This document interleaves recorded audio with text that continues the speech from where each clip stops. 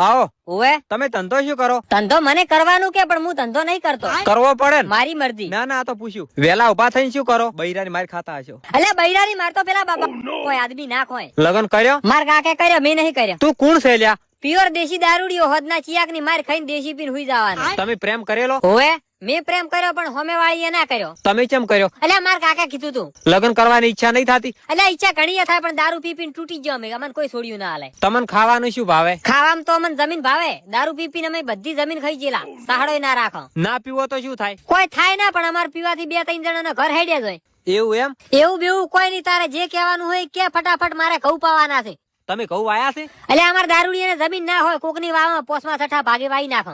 ખાય વાવે દોણા.